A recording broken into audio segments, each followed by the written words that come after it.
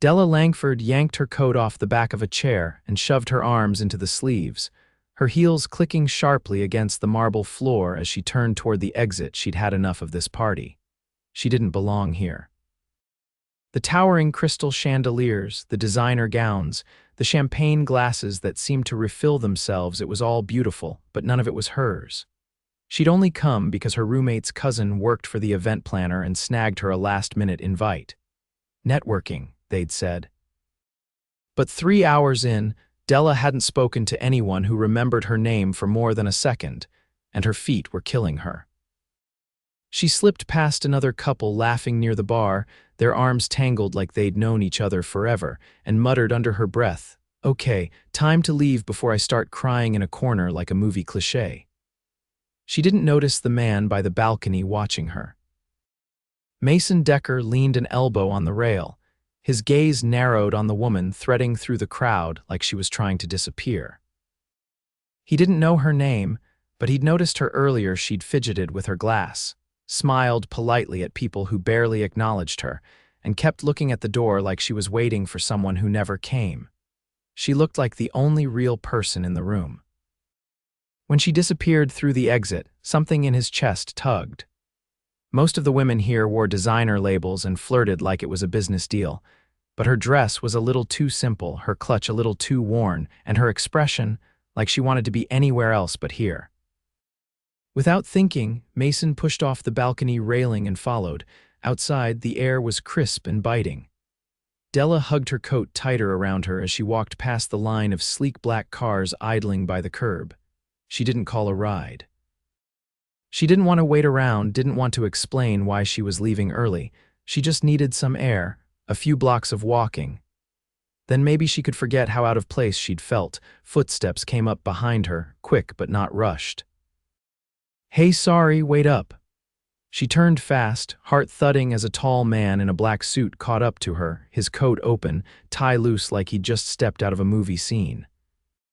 His dark hair was slightly mussed, his jaw lined with stubble, and his eyes steel blue, sharp, and locked on her like he'd been looking for her all night. "I didn't mean to startle you," he said, slowing down.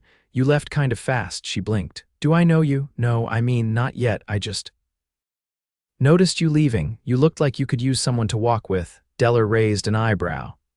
"Let me guess you're used to women thanking you for following them out of parties." His mouth twitched. "Actually, no, I don't usually chase anyone." She crossed her arms. "Then why me?" "I don't know," he admitted, and the honesty in his voice caught her off guard. "You looked like you didn't belong there, and I didn't either." She studied him. "You're wearing a suit that probably costs more than my rent." He laughed, and it was low, warm, unexpected. "Okay, fair. But that doesn't mean I felt like I belonged." He offered a hand. "Mason." She hesitated, then took it. His hand was warm, his grip firm. "Della." "Della," he repeated, like he was rolling the name around in his mouth. "Nice to meet you." She pulled her hand back. "So, what now?" "You try to walk me home?" "I was hoping you'd let me buy you a coffee." She tilted her head. "You're leaving a party full of models and millionaires for coffee with a girl in a dress from a consignment rack." His gaze didn't waver. "Yeah. I am." And something about the way he said it, like it wasn't a line, like he meant every word, made her exhale. "Fine," she said, nodding toward the corner. "There's a place 3 blocks down. They don't serve champagne, though. I'll survive." The cafe was nearly empty, warm light spilling from the windows as they sat across from each other in a booth that smelled like espresso and cinnamon. Della sipped her coffee slowly, watching him over the rim of her mug. "So, Mason," she said, "what do you do when you're not following women out of parties?" He grinned. "You're not gonna like the answer. Try me. I run a real estate investment firm." She blinked. "You're, like, rich," he shrugged. "I do well. Define well." "I bought the building the party was in last year." She nearly choked on her coffee. "Shut up. I'm serious." Della stared at him, stunned. "Why the hell were you even there?" "My friend throws it every year. Charity thing. I usually sneak out after 30 minutes, but I saw you." She didn't know what to say. She looked down at her chipped nail polish, then back up at him. "So you noticed the girl in the off-rack dress and thought, let me chase her down and ruin her night even more."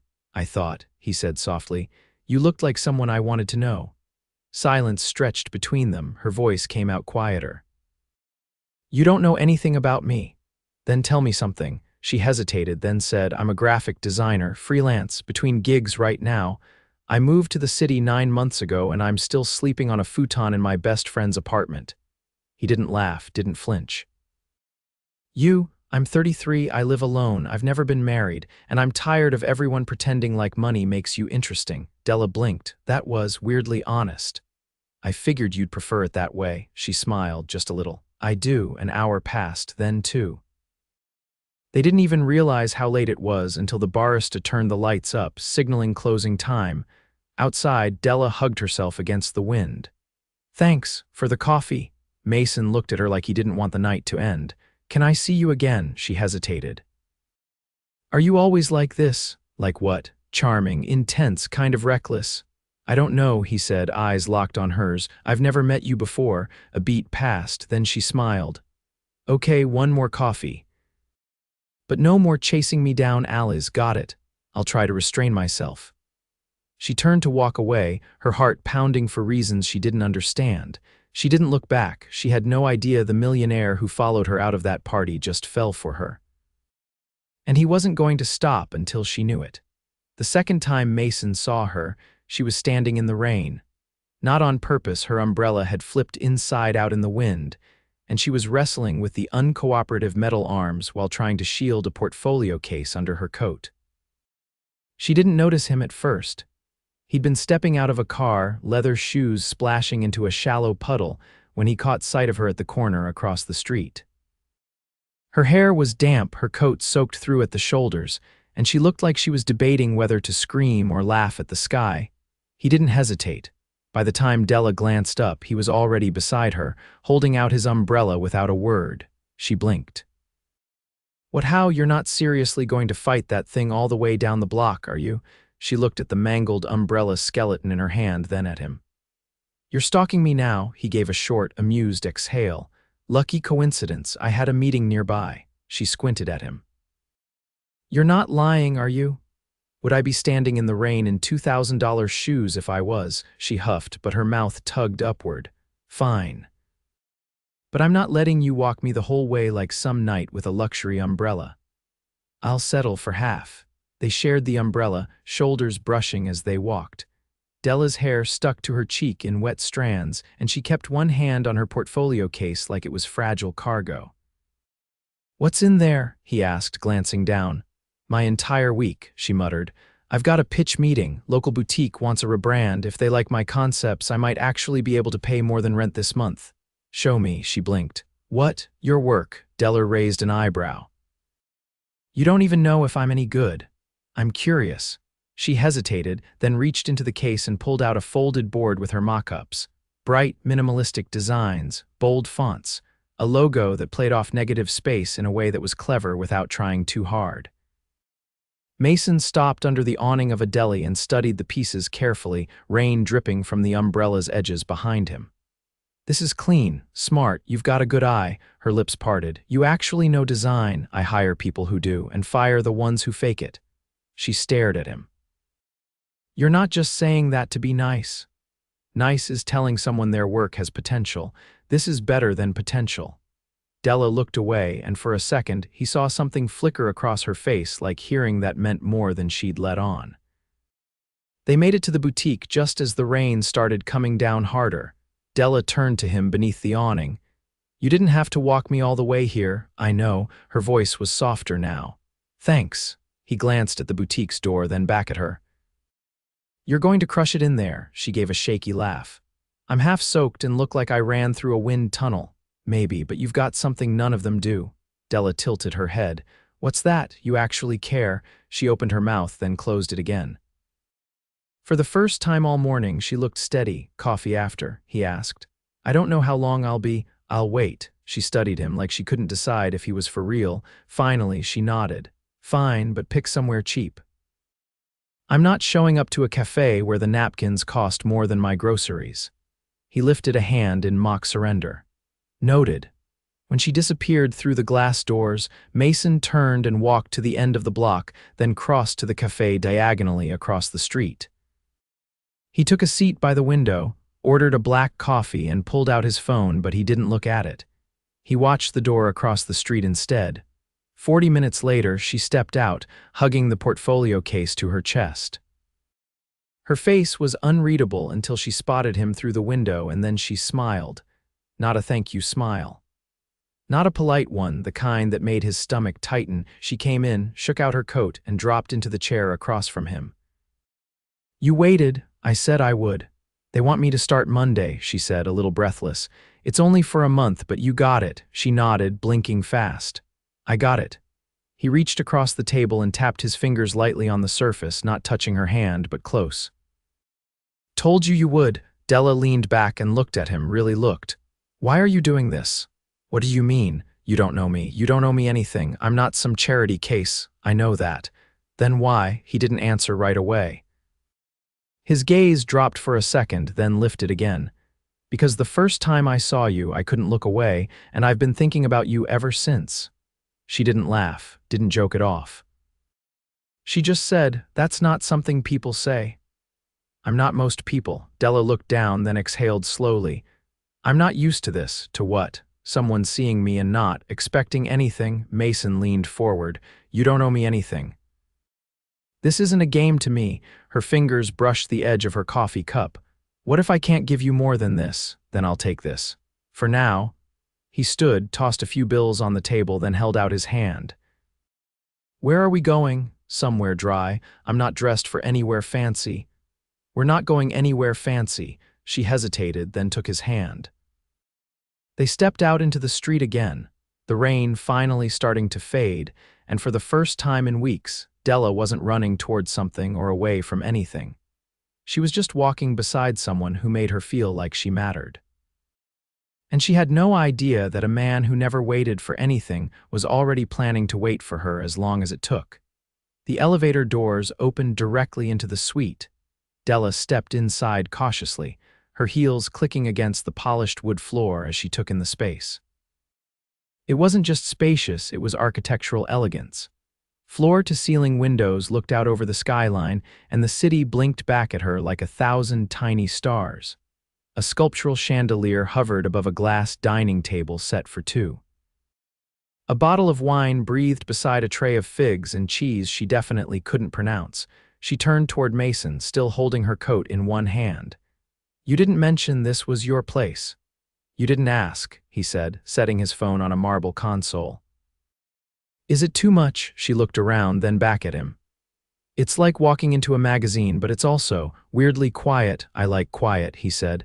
"Noise is easy to find, silence not so much." She let out a breath, handing him her coat. "Do you always bring women here after 2 coffees and a walk in the rain?" "No," he said, hanging it neatly in a closet by the door. "You're the first." Della walked to the window, pressing her fingertips to the cool glass. "You live in the clouds. I live where I can think." She glanced at him. "And what exactly do you think about up here, lately?" "You." Her pulse jumped so fast she felt it in her throat. She turned away from the window, folding her arms across her chest. "You barely know me. I know you're ambitious. I know you don't pretend to be anything you're not. And I know that when you believe in something, you light up like you can't help it. That's a little intense for someone you've spent a total of 3 afternoons with. I don't do things halfway." She walked toward the dining table, trailing her fingers across the edge of a linen napkin. "What are we even doing, Mason?" "Whatever you want to do," he said. "I'm not pushing for anything, I just want time with you." She gave him a long look. "You're used to getting what you want, aren't you?" He didn't blink. "I'm used to working for what matters." She sat slowly.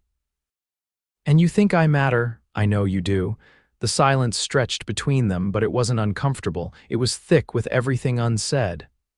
"I don't know what this is," she said finally. "And I don't do well with undefined things." "Then let's define it," Mason said, pulling out the chair across from her. "I'm interested in you, not as a distraction, not for a week. I want to know what your mornings are like. I want to hear about your worst clients. I want to see what you look like when you're working at 2 in the morning and forget the world exists." Della stared at him. "You're talking like we're already in the middle of something." "No," he said. "I'm saying I want to be." She leaned back, crossing her legs beneath the table. "I don't have a perfect life. I'm not polished. I don't know how to play these games." I don't want perfect, he said. I want real. They ate dinner, figs wrapped in prosciutto, roasted duck he'd had delivered from a chef he trusted, and a dark chocolate tart that made Della close her eyes after the first bite. She didn't compliment it. She didn't have to. Her expression said more than words. Afterward, she stood barefoot near the window, a glass of wine in hand. You're not what I expected, she said. What did you expect? Someone colder, more calculated? I used to be, he said. Then I realized success doesn't mean much if you always feel alone at the end of the day. She turned toward him. So what made you stop? He hesitated. My father's funeral, Della's brow furrowed. I'm sorry. He was brilliant, Mason said, built an empire from nothing. But at the service, no one cried. They respected him, feared him, but no one missed him. She said nothing, just stepped closer. I don't want to end up like that, he said. I don't want to build something so big I forget why I started. And what did you start for? He looked at her. To create a life I actually wanted to live. A long beat passed, then Della set her wine down. I should go. He didn't move to stop her. Can I drive you? She shook her head. I need to walk, clear my head. Will I see you again? She met his eyes. That depends. On what? On whether this is real what you're saying, because I don't have time for illusions. You'll know it's real, he said. I'll make sure of it. She picked up her coat, walking toward the door. Before stepping out, she turned back. You could have had anyone, she said. Why me? Because you didn't ask for anything, Mason said quietly.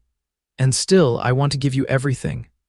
Della walked into the hallway, her heart hammering like it was trying to outrun her. She didn't know what tomorrow would bring.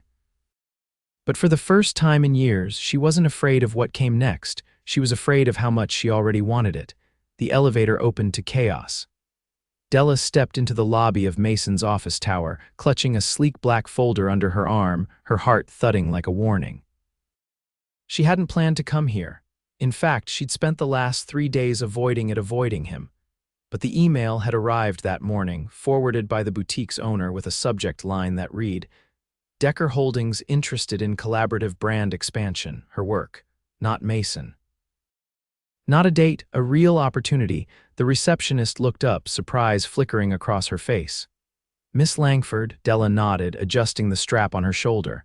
I have a meeting with Oliver Grant. The woman stood immediately. Of course, he's expecting you. Top floor. The elevator ride stretched like an hour. Della's reflection in the mirrored wall stared back, eyes sharper, jaw set. She didn't look like someone who'd once struggled to afford a subway card. She looked like someone who belonged in a boardroom. The doors slid open to a high-ceilinged floor of glass offices and humming computers. Oliver Grant greeted her with a firm handshake and a courteous smile. Mr. Decker is wrapping up a call. He asked me to brief you first. She followed him into a sleek conference room, her eyes flicking to the skyline beyond the windows. New York shimmered like a promise. Oliver gestured toward a chair. Your mock-ups made an impression. The boutique's rebrand was a small project, but we saw potential in your aesthetic. Mr. Decker wants to bring you on for a wider rollout, flagship stores, direct-to-consumer campaigns, full integration. Della's throat tightened. That's a massive leap. You earned it. Before she could respond, the door opened. Mason stepped inside, jacket off, sleeves rolled to his forearms. He looked straight at her, no surprise in his expression, just quiet intensity. Thank you, Oliver, he said. The man nodded and stepped out, closing the door behind him. Della stayed seated, spine straight. You're offering me a contract through your company? Yes, because you believe in my work, completely. She looked at him. And not because you want to see me again, his voice didn't waver. I want both, but the contract stands whether you ever speak to me outside this room again. She stared at him, searching for cracks, but all she saw was certainty. You've been quiet, he said. Since that night, I needed time to think. Fair. He crossed to the table and rested his hands on the back of the chair across from her. I wasn't trying to overwhelm you or control anything. I just didn't want to pretend I didn't care. I know, he waited. Della closed the folder in front of her. I've never had anyone believe in me this much, not without strings. There are no strings, she stood slowly, but there's a risk. I'm not afraid of risk. I am, she said. I've spent years trying to build something real for myself. And I've been knocked flat so many times I stopped expecting anything to last. He stepped around the table, stopping a few feet from her. Then let me show you what does. Her voice came quieter now. What if I fall for you? What if it changes everything? Then I'll be exactly where I've wanted to be since that first night, standing beside someone who sees me, not my money, not my name, just me. Della's hands curled at her sides. I don't want to be your charity project. Or your escape. You're not. His voice was low, urgent. You're the only part of my life that doesn't feel like a transaction. She looked at him, and something inside her broke open, not in pain, but in recognition. She wasn't afraid of him. She was afraid of how much she already needed him. I don't do halfway, she said. Neither do I. She didn't move for a second. Then she stepped forward, closing the distance between them, and leaned into his chest. His arms wrapped around her like they'd been waiting. He pressed a kiss into her hair. Come with me. Where? You'll see. He led her to the elevator, down to the street, and into a waiting car, no driver, just him and her. The ride was quiet, not tense, just full. When they pulled into the private airstrip, Della's breath caught. A white jet sat gleaming under the afternoon sun, its stairway down, engines humming low. She turned to him slowly. You're serious. I told you I don't do halfway. Where are we going? Somewhere you can breathe, he said. Somewhere that's not about work or pressure or proving anything. She hesitated at the stairs. You can say no, he said quietly. I won't pull you into anything you don't want. She looked up at the jet, then down at her worn flats, then at him. I don't have anything packed. I already did. Your roommate helped, she blinked. You what? I asked her to help. I told her everything. She said you'd probably panic and then say yes anyway. Della laughed, a stunned, incredulous sound. She's not wrong. He took her hand and guided her up the stairs. The cabin was all soft leather and warm light. A tray of fresh fruit and pastries sat on a polished table.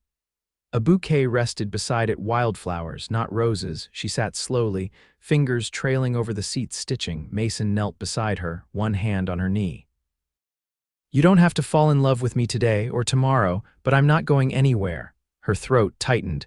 He reached into the inner pocket of his coat and pulled out something small, a charm bracelet, silver, delicate, with a single charm shaped like a compass. I had it made, he said. Because no matter where you go, I want you to remember you're not lost. You're exactly where you're meant to be. She stared at it, unable to speak. He fastened it around her wrist. Della looked at him, everything in her eyes laid bare. I think I already love you, Mason's voice dropped. Then I am already the luckiest man alive. She leaned in and kissed him, slow and certain. And somewhere in the sky above the city she used to walk alone, Della Langford stopped running. She had no idea how the rest of it would unfold. But for the first time, she wasn't afraid of being seen. She wasn't afraid of being loved, because now she had a man who would follow her anywhere and never let her go. The sun was warm against her skin as Della stepped barefoot across the terrace, the sound of the ocean brushing the edges of her thoughts like a lullaby. The villa sat tucked into the cliffs of the Amalfi coast, all whitewashed stone and cascading bougainvillea. It was quiet here, not the kind of quiet that felt empty, but the kind that filled you slowly, like breath returning after being held too long. She found Mason on a cushioned bench overlooking the sea, sleeves rolled to his elbows, a leather notebook open on his lap.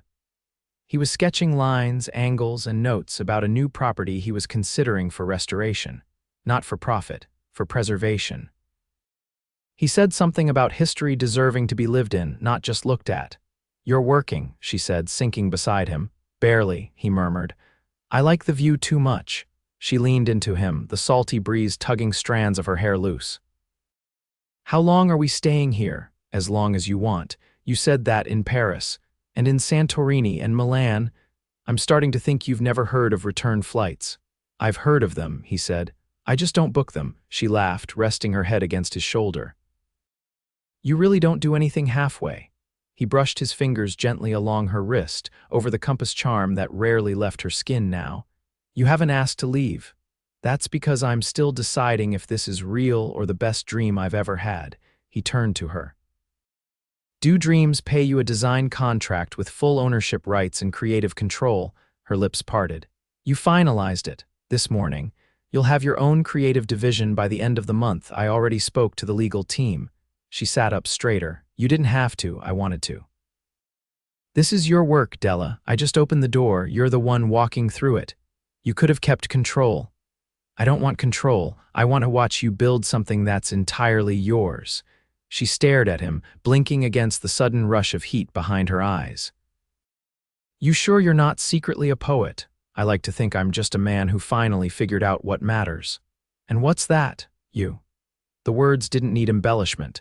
They landed gently but firmly, like they'd been waiting to be said all along. The next few days passed in sunlit ease. Mornings began with lemon pastries and strong espresso. Afternoons drifted between reading on the balcony and exploring nearby villages. And evenings stretched long with wine, music, and stories that peeled back layers neither of them had shared with anyone else. One night, as they lay tangled in linen sheets, her head on his chest, he traced slow, absent circles along her back. You never told me, she murmured. Why you really started chasing me that night? He looked down at her, eyes shadowed in the moonlight. Because you looked like you were about to disappear, and I couldn't let that happen. She was quiet for a long time. I didn't think anyone would notice. I did. From the second I saw you, when they returned to New York, it wasn't to the same roles they'd left behind. Della's design division launched with a curated campaign that caught the attention of several major fashion houses. She hired a small team of people she'd once interned with, talented designers who'd been overlooked in the industry. She worked late, but never alone. Mason brought dinner when she forgot to eat, sat in the back of presentations just to watch her lead, and always left notes in her sketchpad when he saw something he loved. He didn't try to fix her world, he just made space in it. One evening, after the final launch party for her first independent collection line, they returned to his penthouse. She kicked off her heels, sighing as she dropped onto the velvet chaise. Remind me why people enjoy public speaking. Because they haven't seen you do it yet. You made half the room cry. I was trying to be professional. You were honest. That's rare in a room full of polished egos. She glanced at him. You're really proud, aren't you? Of you, every day. He crossed the room and sat beside her, pulling something from his jacket pocket. A small velvet box her breath caught. He opened it slowly. Inside was a gold ring, slender and elegant, set with a single diamond flanked by two tiny emeralds. I wasn't sure when to do this, he said, but I realized there's no perfect time, there's just now. And I don't want to wait for another one. She stared at the ring, then at him, her heart thundering. I'm not asking you to change anything, he said. I just want to build the rest of it with you, all of it, the late nights, the hard days, the quiet mornings. Will you marry me? She didn't hesitate. Yes. He slipped the ring onto her finger and her hand trembled, not from nerves, but from knowing this wasn't temporary. This wasn't fleeting, this was home. They married 3 months later in a private ceremony on a hilltop in Tuscany. No press. No spectacle. Just the people who mattered and the vows that echoed under the open sky. He promised to never stop choosing her. She promised to never shrink herself again. Afterward, they danced barefoot under string lights and stars, her dress stained with grass and laughter. Mason toasted to wild beginnings and quiet endings. Della toasted to the man who chased her out of a party and into her own life. Years passed, but nothing dulled. The love didn't settle, it deepened. They built a home, not just of walls, but of mornings spent in shared silence and evenings full of stories. They traveled, they worked, they grew. And every time Della caught her reflection in a boardroom window, she saw a woman who had built something beautiful with her hands, her heart, and the man who had seen her before she saw herself. In the quiet of their living room, long after the city had gone to sleep, Mason would still pull her close and whisper the same thing in her ear. I would chase you all over again.